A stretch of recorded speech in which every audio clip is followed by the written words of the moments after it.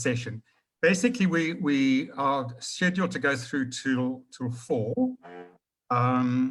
The idea is that Comrade David Makhura will do a presentation on the state of the movement, the crisis of neoliberalism, and COVID-19. And Comrade Rob Davies says that it's covering every base imaginable, Comrade David Makhura. And then Comrade Somadoda Fikeni will be a respondent, whatever that might mean. But in other words, we'll invite him to engage. And that session will be recorded live, will be going out live on Facebook and recorded on Facebook. And then we'll move over to a question and answer engagement with participants in the thing. Comrade David, I don't know how long you anticipate needing. We're happy to give you pretty much as you want. If you could give some indication of what you're looking at roughly. I was advised by Comrade Nhlekwa that 45 minutes will be good. And I am going to try that. He said if you fail with 45 minutes, at least 50 minutes. Okay, let's aim for that, and that's fine. And if you run over a little bit, that's also okay. And then Comrade Somadoda, we'll look to 20 minutes, 25 minutes, something like that, but allowing some time for discussion. Okay, that will be fine. 20 minutes. Yeah, that can be the broad parameters along which we. Okay, without much ado, I mean, obviously, I'm sure I don't need to introduce to comrades Premier, but comrade above all, David Makhura, and of course, comrade and Prof. Somadoda Fikeni, all well known, both very well known to us. So, David, let's kick off. We'll ask all comrades to mute, apart from those obviously that are presenting. So over to you, Comrade David. Really looking forward to your presentations. And thanks very much to both of you for agreeing to participate in this session. Thank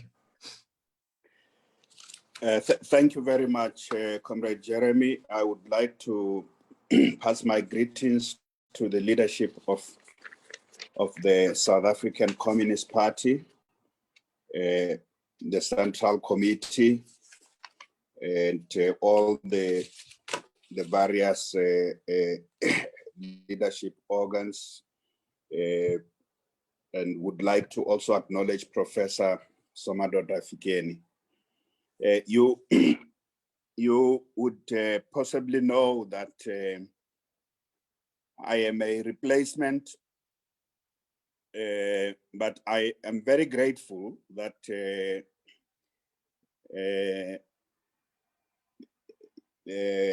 I have been requested to share some thoughts with the Jack Simons Party School, essentially the leadership and cadreship of the party on some of these very elaborate issues that Comrade Jeremy says they cover everything. I first need to disclose that I was invited by the party PEC in Gauteng province, at which Comrade Jenny was there, to share some of these thoughts. So I've been building on on these ideas, firstly at the ANC-PC meeting in May, as part of a reflection of what I would say, the 30 years since the collapse of what was referred to as actually existing socialism meant. And this is something I undertook at the end of last year, that if I get a bit of time, I would like to reflect on how 30 years after that period, which was the triumphalism of neoliberalism, 30 years later, what has happened? Little did we know that we would have the crisis of COVID.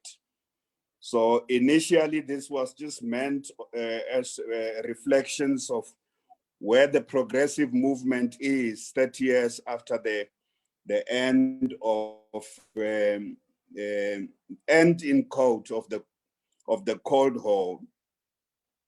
where the left is, and add in there some reflections on the years that we in South Africa as the progressive movement have been in power, what that has meant. So this is work in progress. So the Jack Simons Party School and the feedback I'll get here would help me in this work in progress in that sense. And I would say that I think there's two things I'm focusing on in this conversation. The one is the critical issue of the multiple crises of neoliberalism, not a crisis, but the multiple crises of neoliberalism. The other is the disappointment of liberation movement project, the liberation movement project in many respects in our country, the disappointment. So 30 years later, when we look at where we were and what we hoped to achieve, there are disappointments. This doesn't mean that we have not been able to achieve anything, but there are disappointments. So the failure of neoliberalism, what this multiple crisis, the failure of neoliberalism coexisting with the disappointments of liberation movement, national liberation projects in our country. So that's what I would say. I would summarize, because COVID-19, the crisis of COVID-19 just intersects these disappointments of a national liberation project that had very great hopes and aspirations, and arises from, in many respects, is a arises from the multiple crises of the global neoliberalism. So we live, to start with, to say we live in an era of multiple crises: social, economic, political, and in many respects, in this particular case of the pandemic, specifically with health dimensions, global health dimensions, not just in one country. And I think just from the very beginning, COVID-19, the pandemic exposes the fallacy of resilient healthcare systems, even in countries, the resilient healthcare systems, even in countries that are fairly wealthy, that have invested hugely, but that those healthcare systems meant principally for the wealthy. Even they could not cope, those healthcare systems could not cope with this pandemic, could not even save the wealthy. And I think this brings me to so 30 years after the collapse of actually existing socialism as we used to say, to call it, we are in the midst of a huge crisis. COVID-19 is not the cause of the crisis. It just accentuates and exposes its various dimensions, and in particular exposes the vulnerability of the human survival, humanity as a whole, that a health crisis of the nature of COVID exposes the fact that if some have some things, including access to healthcare, and the rest don't have, the threat to humanity, the existential threat to humanity is to all. and that we need to build socio-economic system. The only way to build a sustainable socio-economic system, in other words, a human civilization that is fair and just, is to ensure that there are no things for some, or some people don't enjoy certain basic rights and others don't, and some don't have access to healthcare, to food, to clothing, to all the means to support life, whereas others don't have. So it basically and crisis is often, as is said, crisis is either exposes the danger or it offers an opportunity.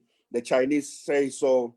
In ancient Chinese language, they say there are two meanings to crisis. The one is danger and the other is opportunity. Depending on how you approach it,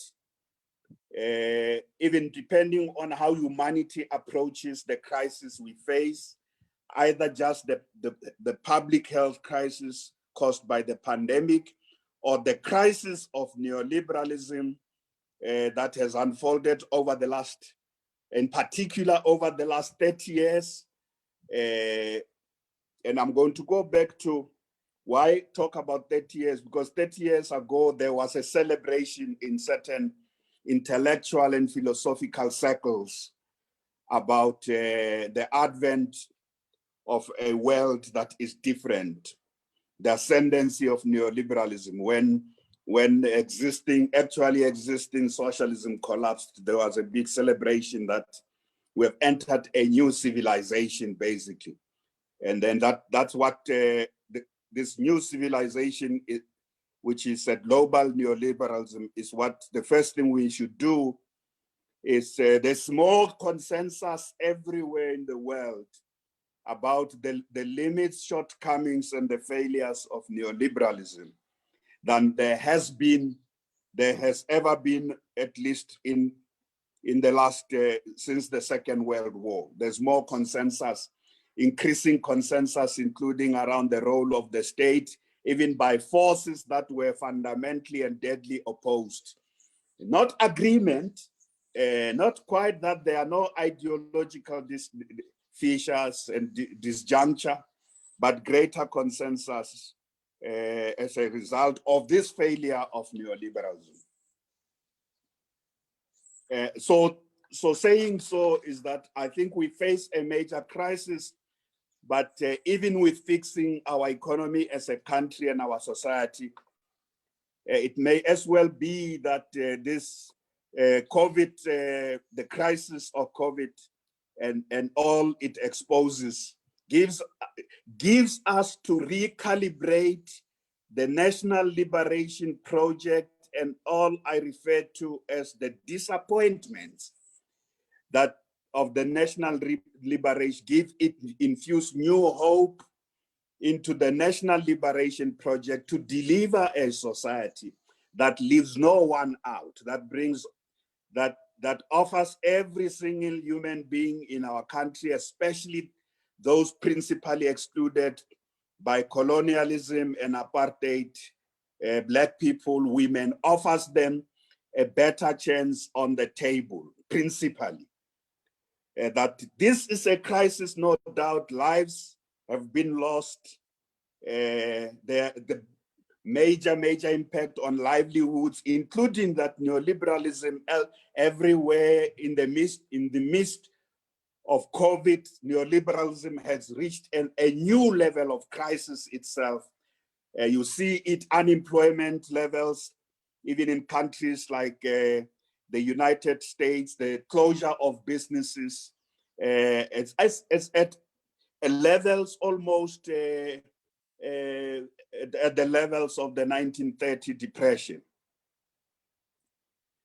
So human history is replete with examples where disasters and crises can be turned into major advances. Human history is replete with us. And we as the left because speaking on behalf of the ANC as a disciplined force of the left, we as the left should approach all these issues with an opportunity to resuscitate a civilization that is different. And I'm sure from the standpoint of the party, that civilization will be premised on what the party's vision is. But even if the ANC doesn't stand for socialism, but our version of a human civilization would be the one that is very close to what the kind of society, the kind of world we want to build, social and human relations, and an economic system that we would like to build. All those is what make us progressive in that sense. So I would therefore like to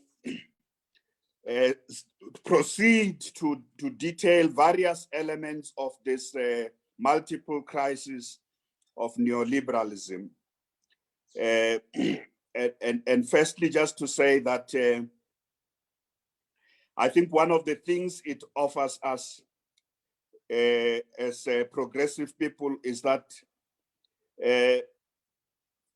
we have an opportunity to remake South Africa and remake the world in the vision, in line with the vision. Of course, it's not easy. It's not as subjective. There would be major objective obstacles to that. There would also be major subjective limitations of it. But from the point of view of an inspiring vision of a world in which there are no the excluded and the included. There are no insiders and outsiders. This offers us an opportunity. And is it too late to use this crisis as a catalyst, even globally, and have a conversation of the left globally?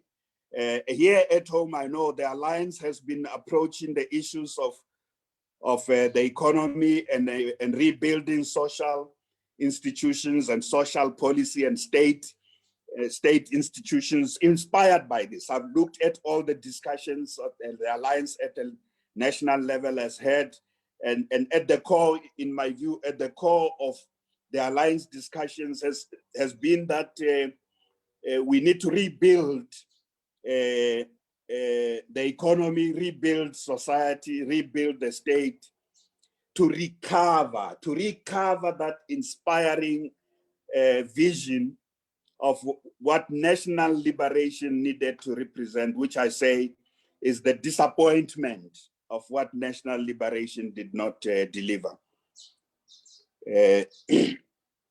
So having said that, just a little bit, 30 years ago, or towards the end of the 1980s, when we had the crisis of socialism, and in particular, the collapse of Eastern European socialist states, we know that in other ranks, in other ranks, there was a celebration of what was referred to as the unipolar world, the arrival or the advent of the unipolar world. And it is at that point that market fundamentalism essentially assumed dominance, often offered as scholarship, unquestionable scholarship, unquestionable objective historical and economic science by people like Francis Fukuyama, who heralded that period as the end of history as we know, and in some instances even referred to it as the end of ideology and the ultimate triumph of capitalism as a way of organizing society. That socialism is gone and all its failures are for humanity to see, and for anyone to think of organizing a world in the way that is fairer and better for humanity anyone to dream of a civilization that is different from a civilization, neoliberal civilization, if you want to call that, the different way of organizing society, organizing the state, different way of thinking of human relations.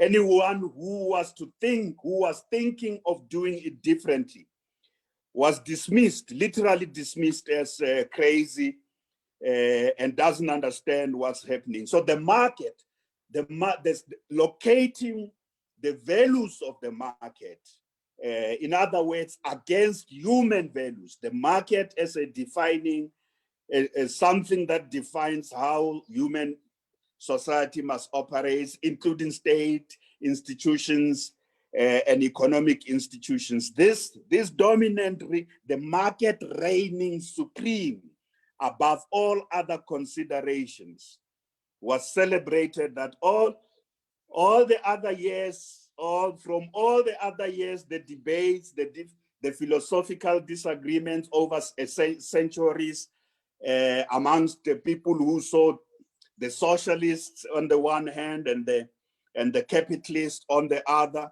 and that we should actually organize society differently, and that humanity must be at the heart of every consideration, rather than, as I said, the market and the profit motive.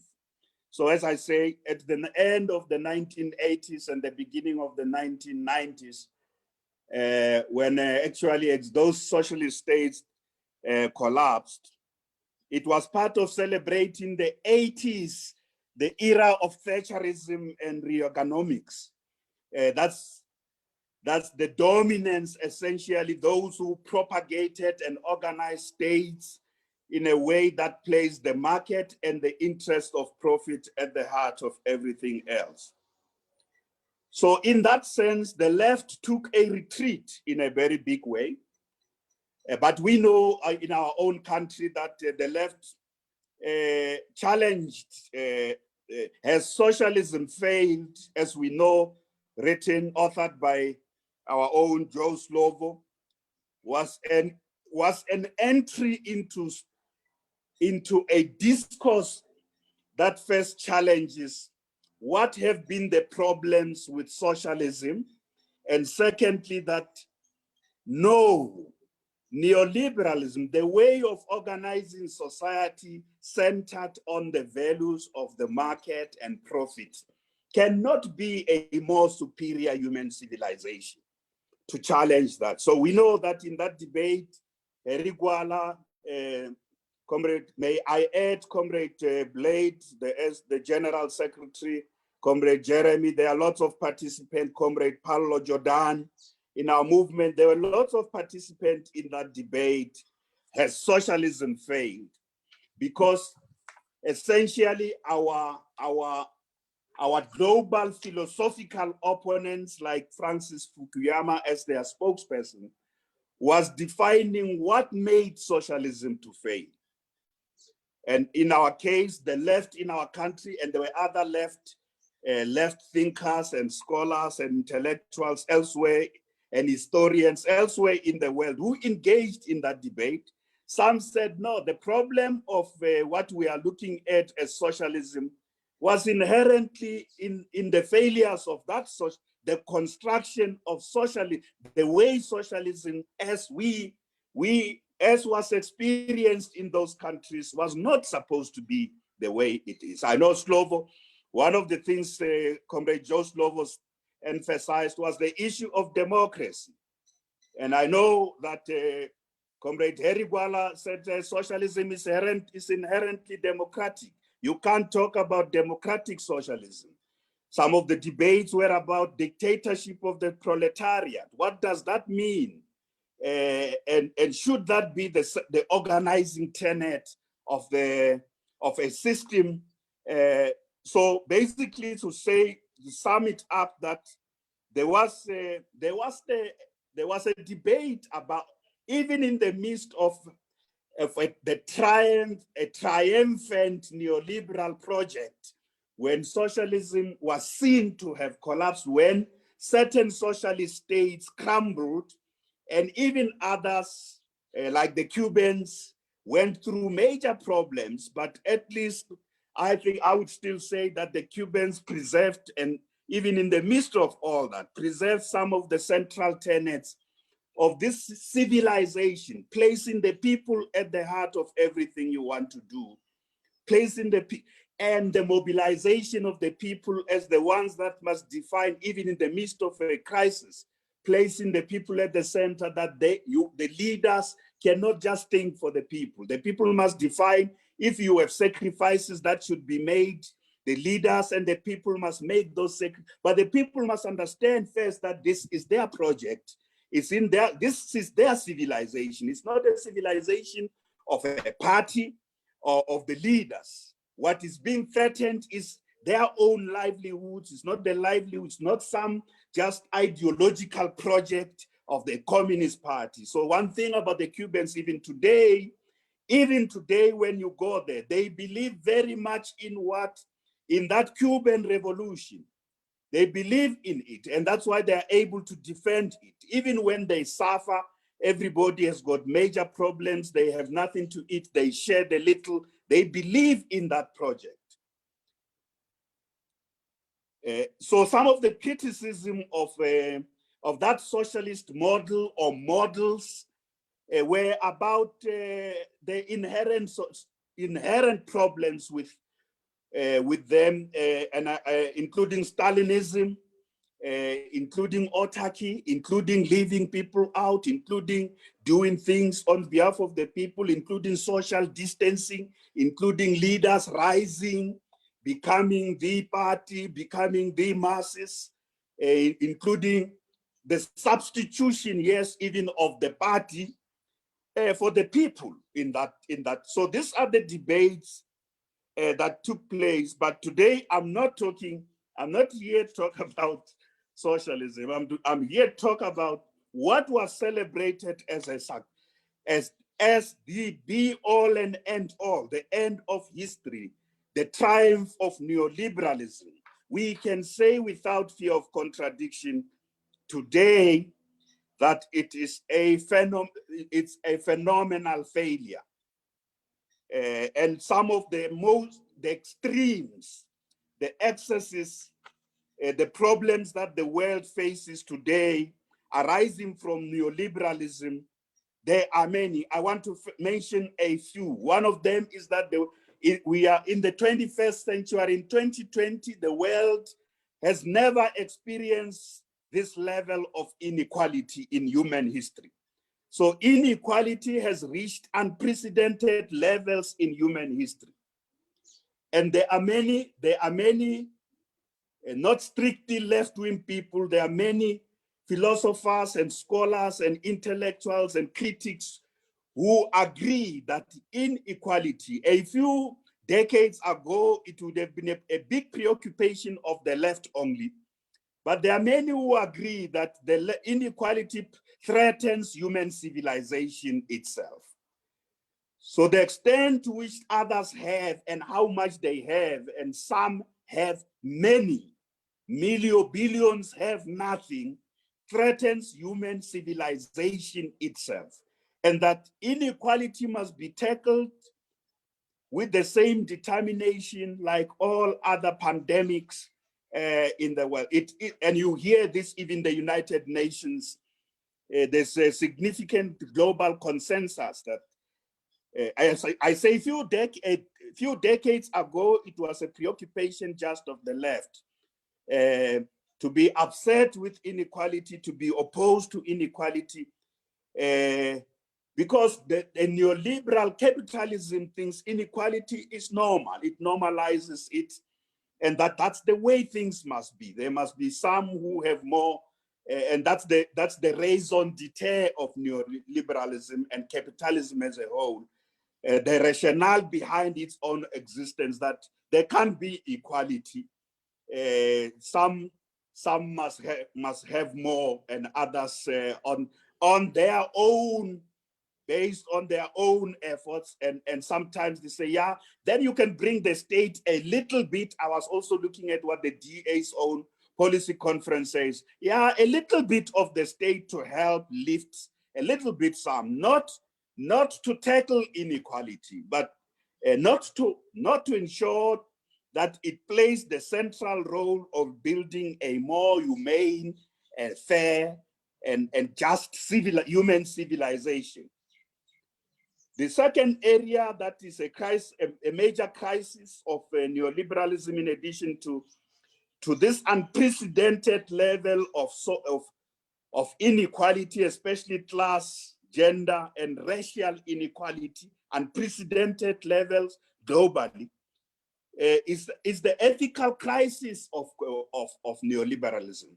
Some of the problems of the liberation movement is to have, and I'm saying the left, is to have imbibed the values, the ethical crisis of neoliberalism today. You see state capture in the portions beyond what happens in our country. Many dimensions of state capture we see happening in many parts of the world, including where transnational corporations basically are bailed out through public funds. We saw that happening a decade or so ago in the United States. That crisis that led to the government having to bail out major corporations, including the banks, using public funds, and the ethical crisis that normalizes corruption and greed, that corruption and greed is the normal way things must be done. So this thing, institutionalization of the ethical rod, is at the heart. It's not just the problem of liberation movements, this ethical crisis. Sometimes it is seen only in those terms. I'm going to come back to the ANC and its alliance partners, how we imbibe this ethical crisis and how we echo it out. But that ethical crisis is everywhere in the social system. There's also the fourth industrial revolution offers opportunities, but we also know that unless it is approached differently, it can exclude billions of people. And we can have millions of workers, if not billions, who were earning a living in the economy, excluded because of the impact of a restructured economy on that. So listen, hear me. Yes, the fourth industrial revolution, rapid technological change and digital transformation is something that we can't oppose as progressive people, but it can tend to intensify inequality and concentrate wealth within only certain sections of the populations and certain companies and certain sectors and certain elites. So we have to deal with it in a way that equalizes, like the opportunities must be to equalize, that enhances the human civilization, that ensures technology is accessible to all, socialized like all other things that should be socialized, and so that it leaves no one out. But there's a real danger of technological change being a dimension of another dimension of the crisis of neoliberalism if it is not approached properly. Climate change is very much, so the climate crisis is very much the dimension of a particular accumulation path of capitalism, particularly the neoliberal versions of capitalism. So we can't separate. I'm not saying that there are no problems caused by progressive governments whose policies have destroyed the environments. I'm not saying that. There's a particular type of industrialization even pursued by the left and progressive parties, that has destroyed the environment indeed, and that threatens human existence and the sustainability of and regeneration of human resources. So the climate crisis, I would argue, is very much inherent in the crisis of capitalism. But the left's response must be to approach to approach industrialization in a new way. Not all industrialization is good. We need what others are calling regenerative or sustainable industrialization. Regenerative or sustainable industrialization that reinforces sustainability, reinforces a more inclusive, human-centered civilization that protects the environment because humanity cannot sustain outside a healthy and clean environment that protects, that calls for climate justice. So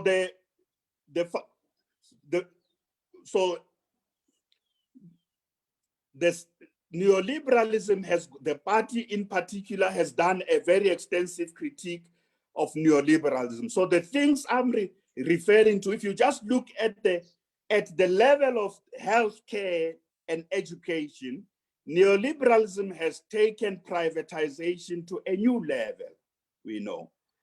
The logic that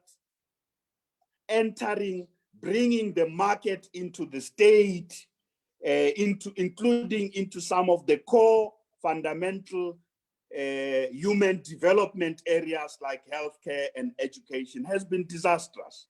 And as I say, COVID-19 has exposed this more than anybody could argue in any theoretical treatise or an ideological paper, to expose the fact that we need the NHI, or we need universal health coverage as a fundamental human right, as the fundamental basis of human civilization. Without universal health coverage, without equitable access to healthcare, even the rich are threatened. And the same thing applies to education, basically, to reassert it in the same way. Without access to universal access, not just to basic education, and may I say to education even at higher education level, it must be something that is fought for as a fundamental core of this human civilization, because anything else is a problem. So in the midst, let me move to my next point. In the midst of all this, at least 3 decades of what was supposed to be a success of neoliberalism, we saw it in Latin America, in parts of Europe, in North America, in parts of Asia. The manifestation of this crisis have come in very different ways, including undermining the role of the state, destroying state capacity in many instances. But our own project of national liberation, we have been building the post-apartheid state, post-apartheid, in the midst also of a kind of hegemonic neoliberal project. I firstly understand me, Comrade Jenny, you remember I repeated this. I'm not saying the ANC is neoliberal, but neoliberalism influenced in the last 25 years. Neoliberal policy, at least, let me put it this way. The neoliberal policy prescripts found their way in many areas of our project, as we were building the post-apartheid state and all our social and economic policy. So I'm not accusing anyone of being a neoliberal. I'm talking about us as a movement. we imbibed in the midst of that project, National Liberation Project, a post-colonial project, a post-apartheid project. In the midst of that, there are many areas as we were building our new state that the influences of neoliberalism kept creeping through. The way that you can see it in some of our state-owned enterprises, the models that we put, you can see it in some of the way we put together what we call the developmental state, some of the way we put together our institutions and some of our policies. This I have said in our ANCPC meetings that the neoliberal hegemony had an impact on some of our policy and institutional design of the post-apartheid state. I'm not blaming neoliberalism for our own failures. I'll come to that. But for anyone to argue that we have been thoroughly consistent in terms of our philosophical, our ideological and policy outlook, for anyone to think that we've been thoroughly consistent, they were not in this country in the last many years when as we were building. So I'm saying that as a premier, someone in government. I'm not speaking as an outsider who wants to go in government criticizing those who are in government for having failed. And I'm looking at us as a movement. The movement is not just the ANC as we know.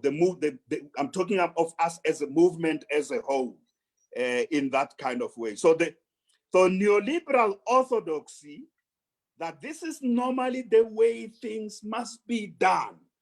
And the influence of sometimes thinking that the supremacy of the market is the only way.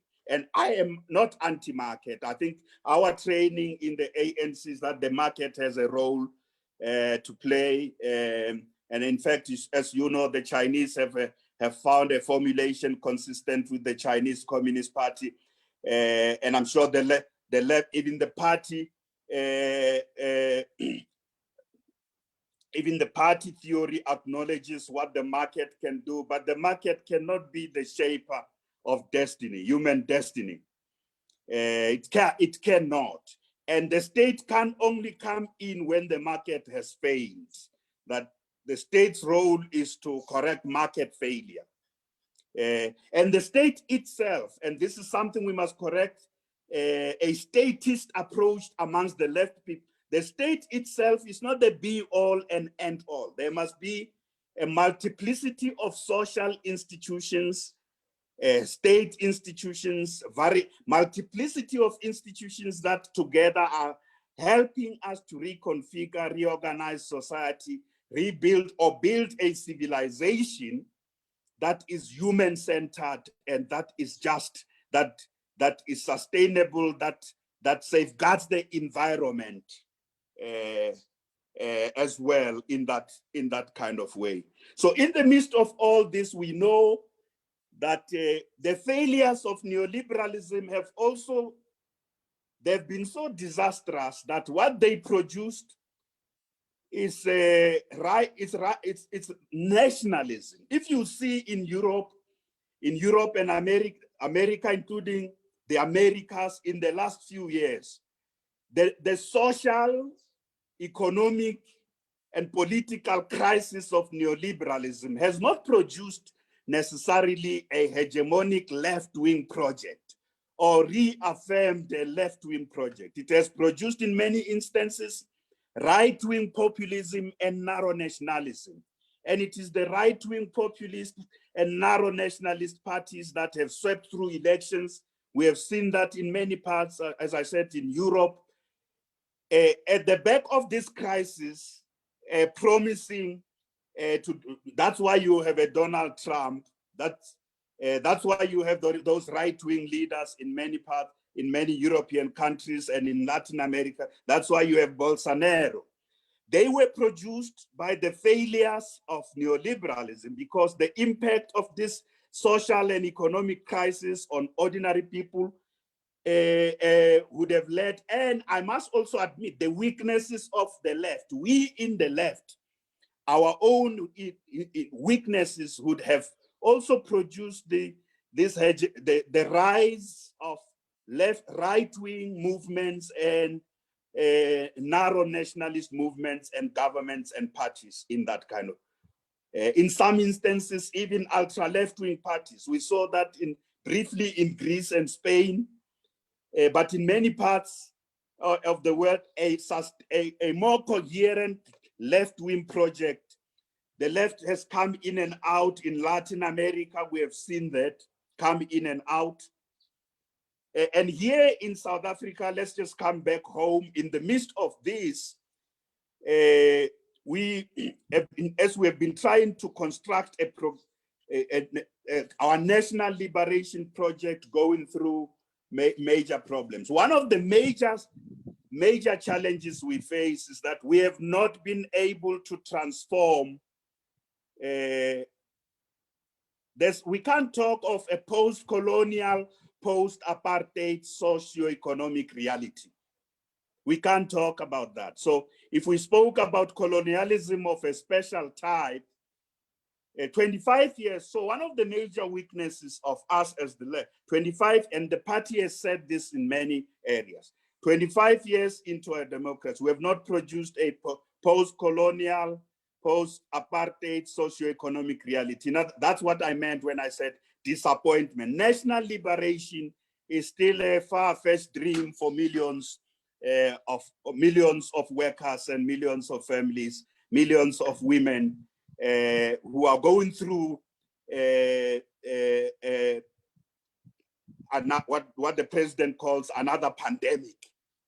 But the reality, the social and economic reality of millions of our people is that, so in the midst of the failure of neoliberalism and what it produces elsewhere, at least here we have been in charge, but we have not changed, we have not brought about a fundamentally radical socio-economic reality.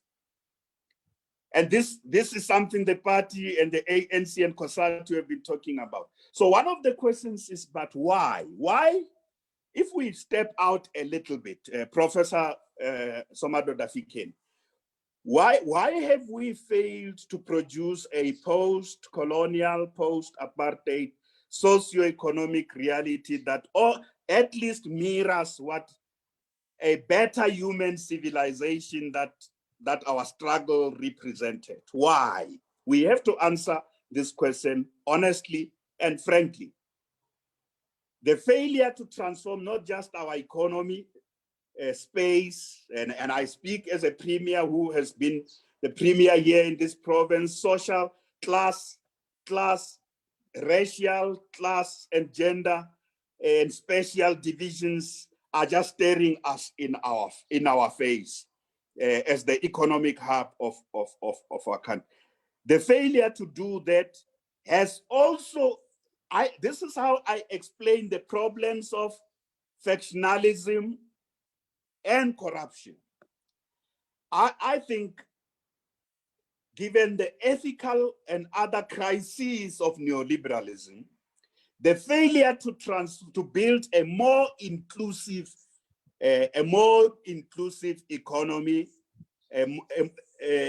to reach and to meet our ambition of a more inclusive society that mirrors a more non-racial, more non-sexist, more prosperous as of an economy that offers millions of people opportunities, not just not just you've got to be in government to get better opportunities, but an economy that offers millions of people livelihoods and sustainable livelihoods. That failure itself is part of what has destroyed our movement. So an objective issue is this. We have not built a new economy that is inclusive. A subjective question is, as a result of that failure, corruption and factionalism have become the raison d'etre, the raison d'etre of the logic, the day-to-day logic of operation of our own movement.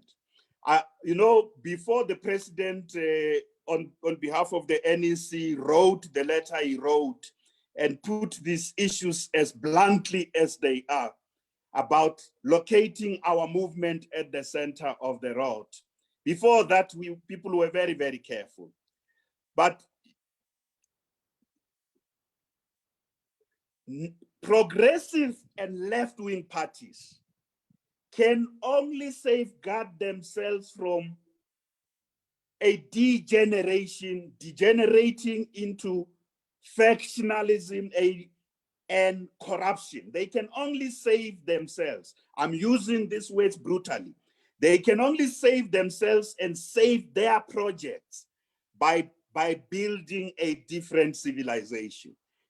So there is no way. So as long as we had continued to have a structure of society and economy that leaves millions of people out, the movement that is leading the revolution would itself be sucked up into an unethical, corrupt, and destructive system. And it will become the engine driver of that. And simultaneously with that, the divisions in the movement would not be. This is not just only about us.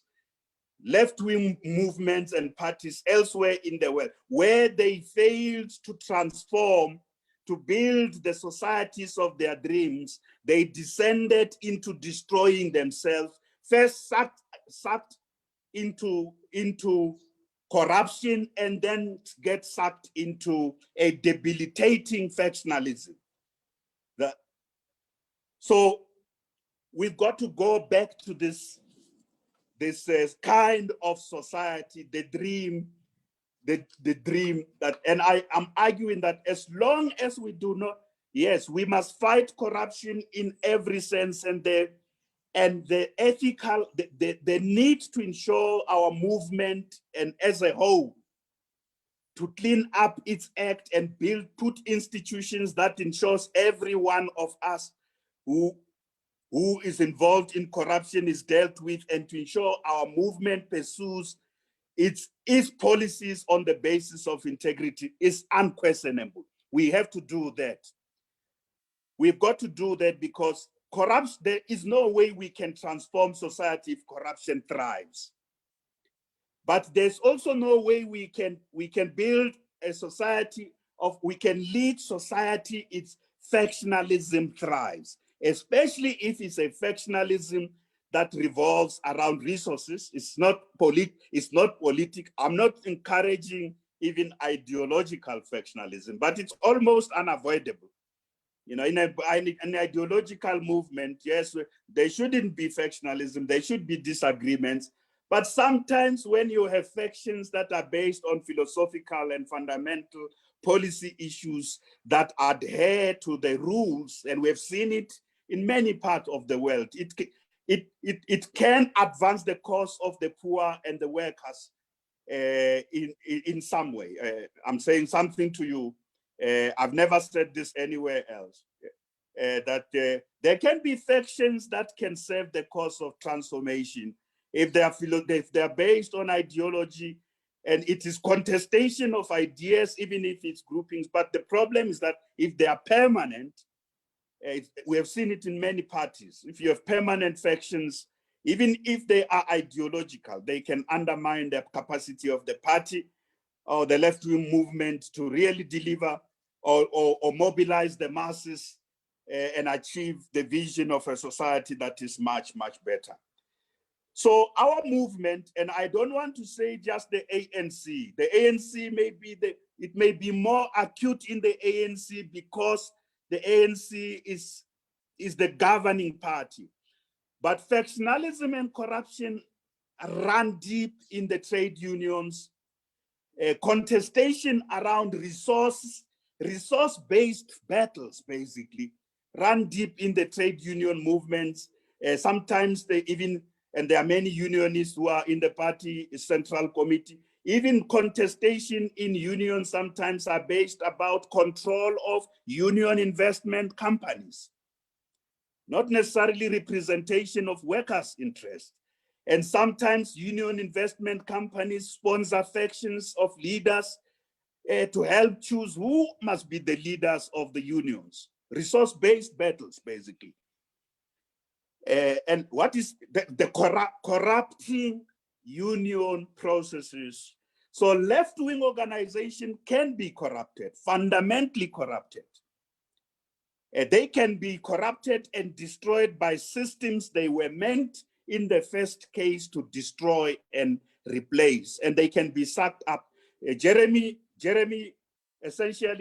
I am articulating something you used to say when I worked with you very, very closely. I don't know if you still believe in this, that we can fail to transform this system, and this system can, in fact, now we are no longer talking about can.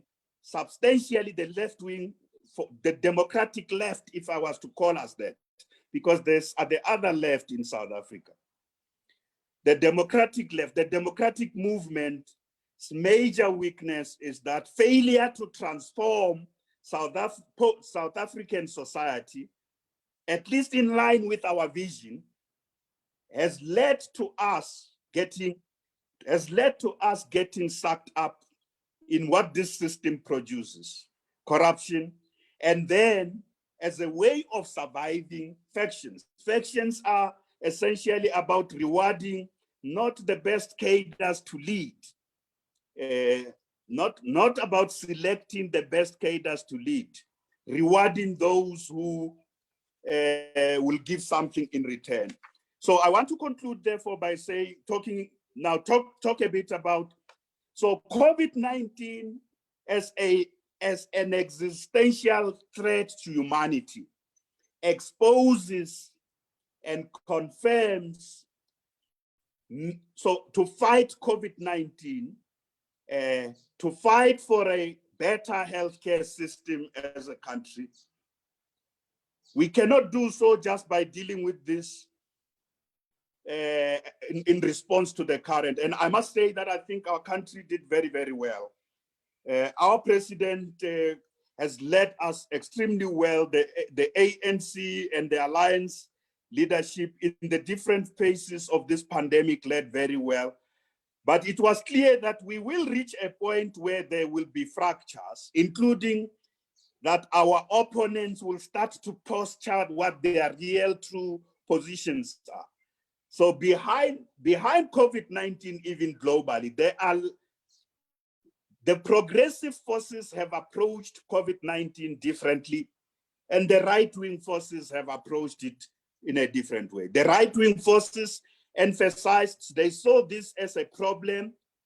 Instead of thinking the essential thing is to save lives, they saw this as disturbing the economy. The principal preoccupation was always about reopening the economy rather than saving life.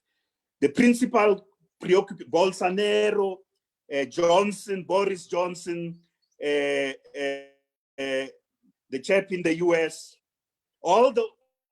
their voices were principally not, the right wing's response to COVID-19 was different. Whereas I would say the left in general, progressive forces, were not just about the immediate response of COVID, but was also about building a better healthcare system that is about saving humanity as a whole. That's where we are. And later in our country, we know our opponents started to do the same. The Democratic Alliance, if you think of the totality of the DA's position, they've always been principally concerned not so much about human life. It is back to the market. It's back, even when they say economy, they are not just talking about economy, workers. It's essentially about the profits. It's essentially about the big league players rather than ordinary people's livelihoods. It's back to where I started about neoliberalism. If you have an approach to COVID-19 and informed by neoliberalism will be very different from an approach to COVID-19 informed by the progressive left, which is about building a civilization that is human-centered, as I have made this point. So we have had a lot, and I must tell you, and I want to conclude by saying, of all the good responses and attempts we have made in responding to COVID-19 and the interventions of our state, there's two major problems. The first problem is corruption, back to corruption. And I have made the relationship and link between corruption and the failure to transform our society and corruption. So, and I'm the premier of a province where PPE corruption was grand scale. And this really breaks my heart, because in the last years to try with the comrades, we went on to open up tender system and to open up to try and some semblance of an clean and integrity of governance. But so one of the fundamental problems, Comrade Soli, is this thing called the tenderization of the state. There's too many things that go to tenders that are not. So, and this is where I say, if you want evidence of the influence of neoliberalism on the left in South Africa, we embraced the tender system built it in our regulations. Everything must be put to tender, including those things that could have been goods and services that could have been produced differently. This is a fundamental reflection of the impact and influence of neoliberalism. Of course, I can't excuse corruption, but the tender system exposed, so all we've been doing is just to make it cleaner and better, open it up, but the tender system makes it, so that I would say when we talk, the second point is erosion of the capacity of the state. So when we talk of rebuilding the capacity of the state, there are certain things, including its role in many major sectors, catalytic role. There are certain things that we really have to take back from the market, and that they have to be done by the state itself. And there are certain core services, as I say, I think the NHI is one of them. There are certain commitments we have made that we need to bring back. So I'm concluding basically by saying that if you ask what is the state of our movement, so I'm not telling you of the obvious things you know. We know. I'm explaining also what lies behind the problems we have, and often we don't spend time to look at that. I think we have our critique of neoliberalism, even as the ANC. The ANC has been shy to critique neoliberalism. It has been very, very shy to say neoliberalism cannot represent a society.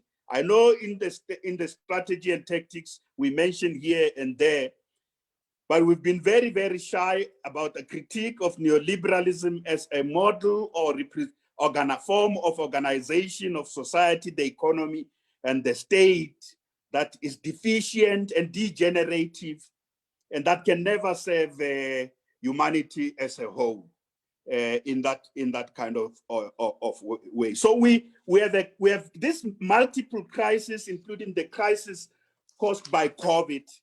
Can we use this crisis to help, as the left in general, recalibrate, reassert a progress? Of course, the left perspective cannot remain fixed in time. And I know the party has been very central in bringing in a lot of new ideas around what is a left-wing project in the 21st century. The party has been doing that pretty well. But we in the ANC, as a progressive force of the left, are a little bit shy. So the Jack Simons Party School, in collaboration with the O.R. Tambo Party School, will have to be some of those institutions that must help us. We can't give up on the promise or the prospects of what national liberation must offer. West of all, we can't give up on the promise of a human-centered civilization. We can't give up on the fight against corruption, because you can't build this human-centered civilization. You can't build the project of national liberation can't succeed if corruption succeeds. This vision will not succeed. And we can't give up on the fight against factionalism, because factionalism just comes into that and rewards those who are part of the factions.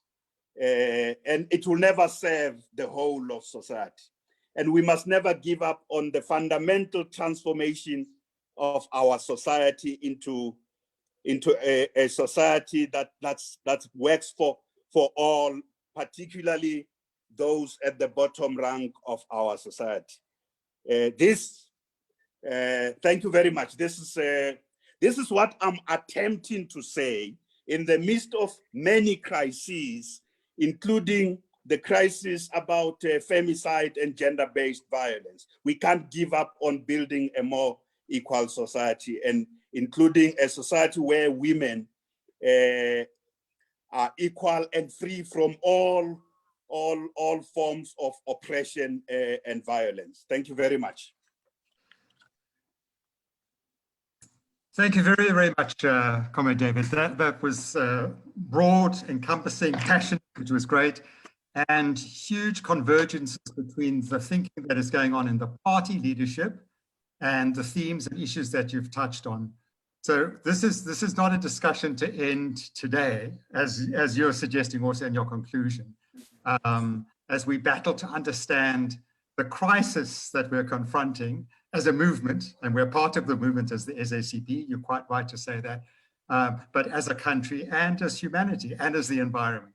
So let me stop there and hand over to Comrade Somadoda. So over to you, Somadoda.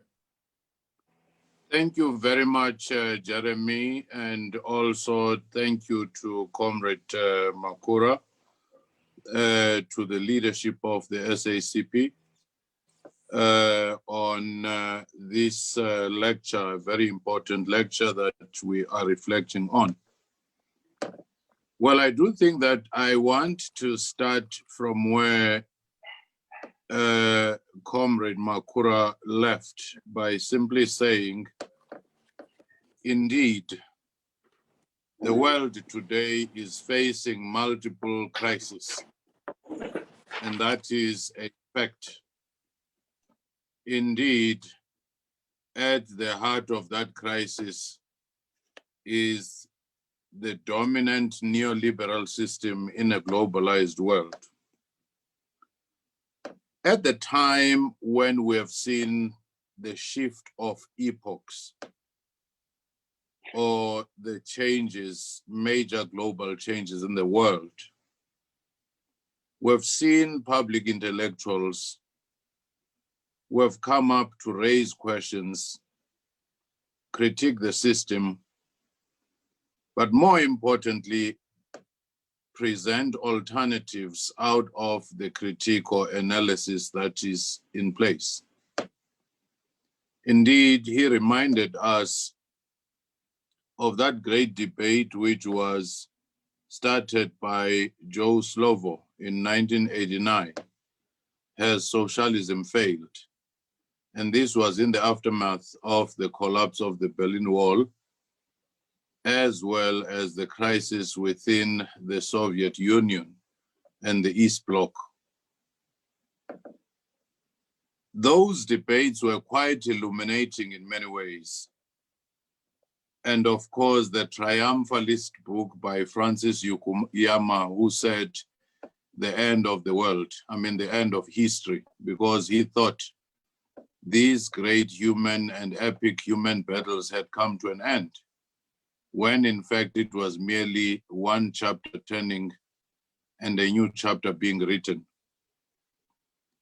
That being said, I think to me what is most important, if you go back to any particular period where we may want to have an impact, it's three things, and three things only.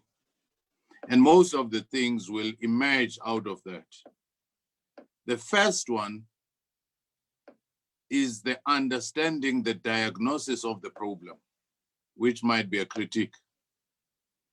When Karl Marx was writing Das Kapital, he was critiquing that system that Adam Smith had seen as a grand design.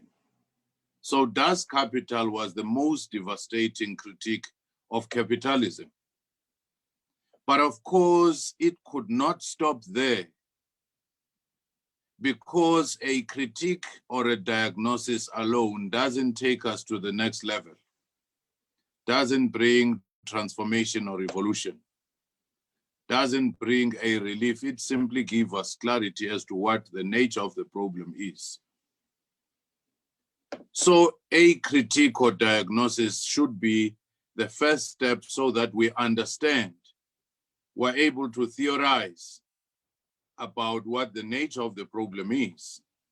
But the next step should be to say, therefore, what are the alternatives?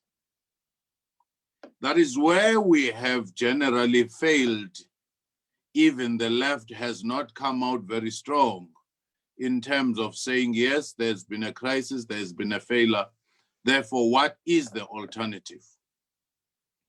So that raised the question as to whether the scholars, the public intellectuals like Karl Marx, like Friedrich Engels, like Rosa Luxemburg, like Lenin and many others, like Mao Zedong and many others, who theorized within their context, within their epoch, whether we could still be riding on their broad theoretical framework without using the current context and revisiting some of the ideas, salvage what is very important, but also try to come up with grand theories as to what a 21st century socially just system would look like. I think that is where the failure comes in, because even when capitalism is facing a crisis, as was the case in 2008 financial crisis, it had to limp on its own. There was no alternative, and it had to heal itself. It had to rise again because there was no second game in town.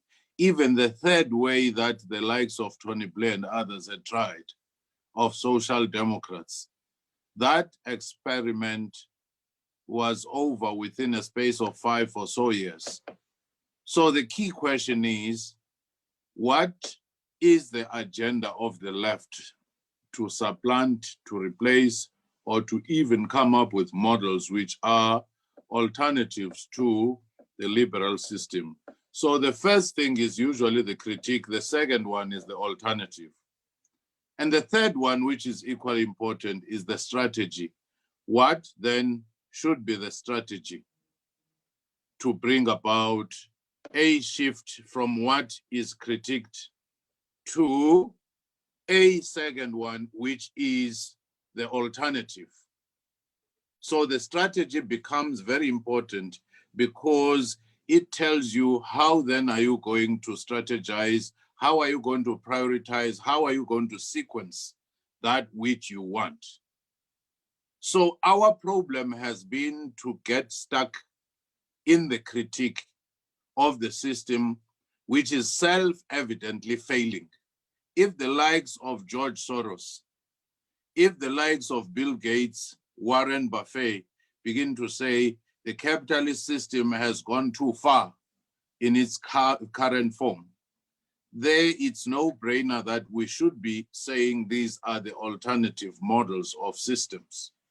We could be looking at even the social democratic systems in the Scandinavian countries to see what worked, what failed, and what could be customized into our environment. We should be in that particular space. The think tanks, the universities, the knowledge systems, and the knowledge project should be seized with that particular focus at this particular moment. Every other thing that we understand and contextualize would come within those three, the triangle, which I call the ecosystem of social movements. You critique, you present the alternative, you come with a strategy. So that's the first thing that I think we should be, doing in order to have a grasp on what we are faced with.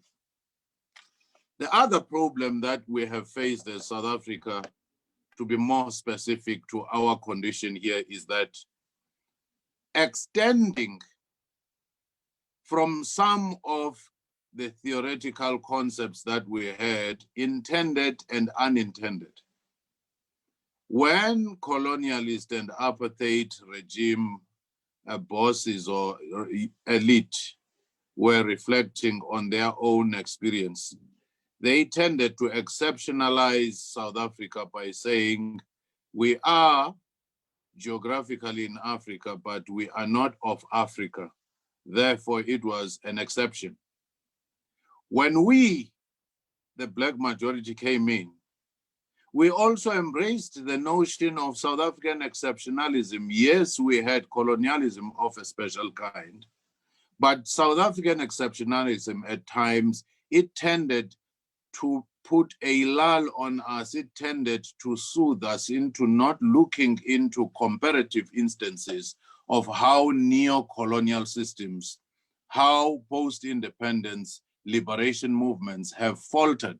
Had we done that, had we exercised ourselves, we would not be in a space where we are saying, looks like we are becoming like all others, because that will have come right at the beginning. But that was not to be. Once you exceptionalize something, you can't possibly compare it. You can't possibly read literature such as The Pitfalls of National Consciousness by Frantz Fanon. You can't possibly read the happenings in places like Zimbabwe, in places elsewhere around the world, the Sandinistas in Nicaragua, because you have branded yourself as an exception. It's no different from saying, I'm a magic. Even that exception itself, we were not interrogating it in firm ways to say what was exceptional and what was comparative and so forth. So that is another blockage or blind side in terms of how we've theorized about our transition. Then the other one, we walked into our transition, which I think is one of the biggest mistakes that we made, on an understanding that the political elite in our ranks as the leadership knew what they were doing, and they always knew what was best for our future, and therefore we could surrender ourselves into them as they take us across the Red Sea into the Promised Land.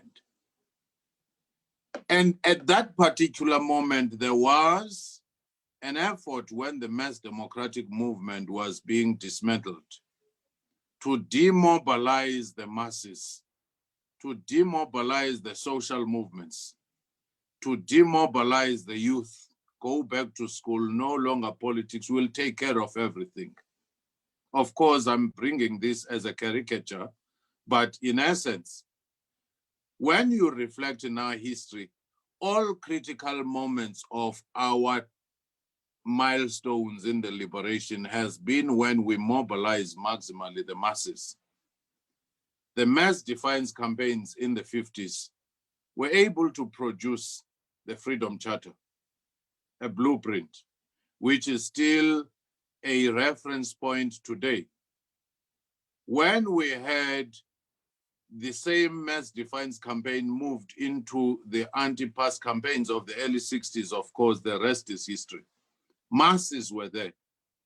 When you had the Black consciousness movement in the 70s, mobilizing, conscientizing the masses, it became a bulwark against the regime, which could not be crushed by merely destroying leaders or even bribing leaders or assimilating leaders, because once you implant a seed within the masses, then you have a shift, you have the balance of forces changing. The same thing in the 80s, the mass democratic movement from trade unions to cultural organizations, sports organizations, churches, and so forth. They moved in your United Democratic Front, and it became the most potent mobilizing force at any given moment.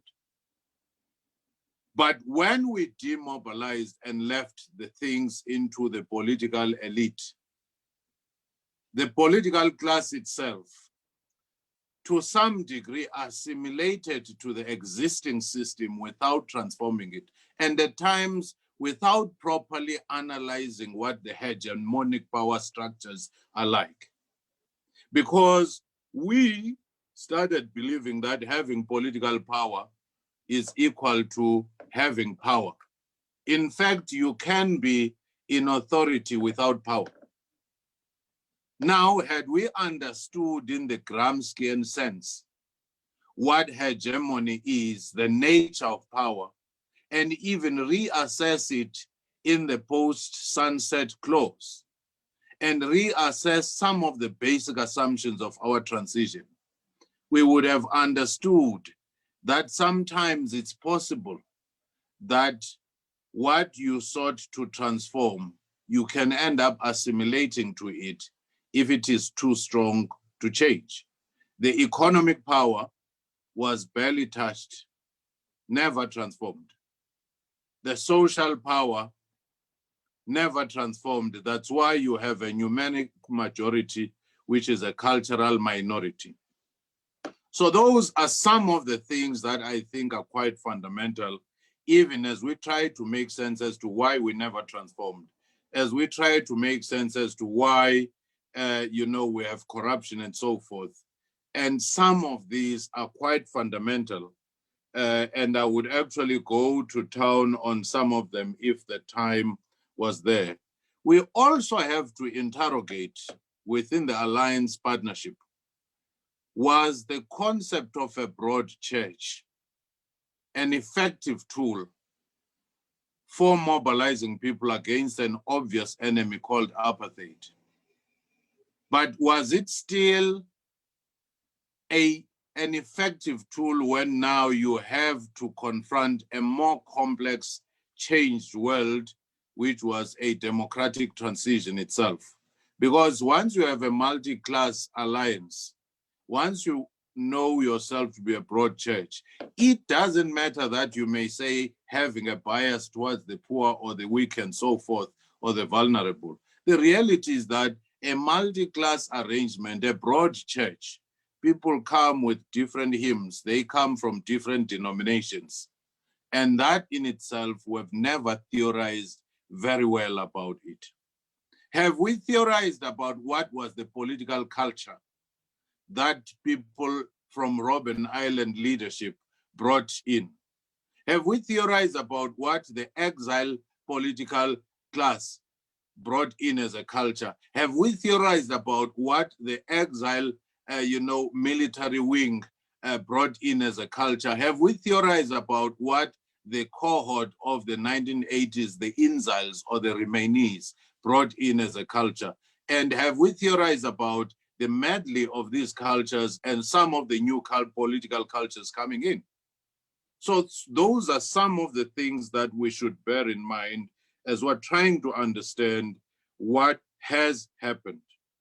Now, for us to do that very quickly, we need to understand also the new global trends that are there, whether it's climate change, environmental degradation, growing inequality, intergenerational poverty, urban densification and migration challenges across borders and within countries, and youth unemployment, the households, that the patriarchy, rising, the geopolitical instability, the rise of populist movements and anti-establishment, cultures that are there. Because that is the canvas, the fourth industrial revolution with the exponential growth of computing powers. How do we locate ourselves there? But what is clear with COVID-19, I agree with, Comrade Makhura, that when you have a crisis, it can destroy you or it can present the best opportunity. As you know, the Great Depression in the US was a crisis, but when you have the right leadership, bold visionary leadership like Roosevelt, he used the New Deal to reset America on a new path.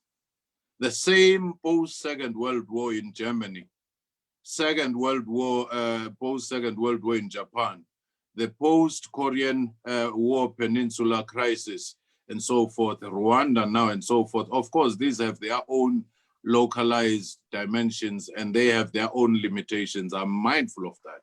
I'm simply saying sometimes a crisis can help us reset our mind. But the crisis itself needs clarity of vision, strong leadership, decisive, daring, audacious to say, what are we going to do to make sure that we make history?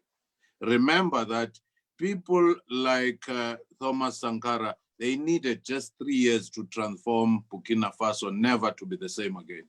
But ours in South Africa were rather tentative, were incremental, were very technical. Sometimes we do PR exercise. We ought to be asking other questions. Why have we had such a high rate of policy turnover from RDP to GIA, GIPSA, ASKISA, a new growth path? Every policy, we have a symmetry or a concentration camp of policies in South Africa. They never tell us when they died. They simply fade away, never to come back. Why do comrades from the same party, when one comes in, they nullify every policy that is there? They start by changing chairs, the sofas, the secretaries, the curtains and everything, and the policy and the strategy. Why do we have so much change and turnover? And how do we hope to have an impact when we know that policy at least must have 10 years to be felt, to have an impact, to be assessed, and so forth? Those are some of the things that I think we ought to be looking at. I'll just make these final remarks. COVID-19, by all indications and early literature that is coming from across the world, is going to change the world like never before. We are moving into a new world order. But what we do not know yet is how it will look like, how it will behave. We may also be moving towards a new Cold War between the US and China. What are the implications? Where do we locate ourselves in that? But again, this presents an opportunity. When Berlin Conference in 1884 took place, Africans were not there, but the fate of the world was being decided. Post First World War, when the League of Nations was formed in 1919, Africa was not there. The fate of the world was being decided. In the post-Second World War, when institutions that govern us today, and including the Bretton Woods institutions, the World Health Organization, the many other institutions which are there, Africa was not on the table, but Africa was on the menu. So now, even when the Cold War ended, Africa was not on the table as the deliberations as to what the world order should look like. This is a unique opportunity for us to pull the chair towards the table of global normative innovation to say what a future world should look like. But do we have the capacity? Do we have the sophistication? Do we have theoretical and intellectual readiness to do that? Or have we elbowed intellectuals to a point where the movement no longer takes policies very often, and it no longer, even the SACP, which used to be the engine of policy designs and policy generation for the ANC. It's no longer playing that role as active as it used to be in exile. And now government officials themselves no longer play even the policy of policy determination. It goes to tenders, and tenders, they take consultants. It's not even scholars that are involved in that. How then can we hope to set the agenda if we're not in that space? The issue of relationship between business and politics, the issue of patrimonialism, I would have discussed that, and the erosion of the capacity of state. Of course, when you have a patronage system, it's deliberate that you destroy the capacity of institutions. You override all those institutions and you are left with one strong man who controls resources. It's not by default, it's by design that the state capacity had to be destroyed so that every other thing we've seen before, it's being privatized. So those are some of the issues, dear comrades, that I think we need to be doing. But I conclude by saying again, clarity on what we're analyzing, the critique or diagnosis. Clarity on what the alternative models should be. And clarity on what the strategy to move from that which is critiqued to that which is a goal. And ultimately, how we sequence, how we prioritize that, and what are the underlying values and principles for that. I thank you. Thank you very much, Somadoda. So what we've had is not an input and a respondent, but two very powerful discussions and inputs from the two comrades.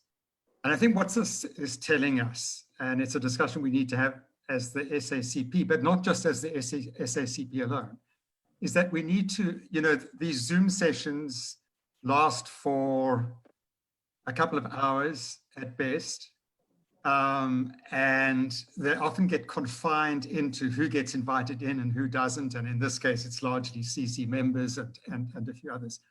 I mean, what Somadoda is saying, but what David Makhura was also saying, is that we desperately need a broad, progressive discussion, not for the sake of discussion, but to work out what has gone wrong and to correctly identify it.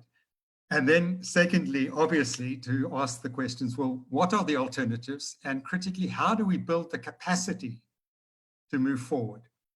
So I'm not going to now have a third speech, although I'm very tempted to do so and engage in detail with, I think, the wonderful inputs that we've had. But to say that I think part of what we've got to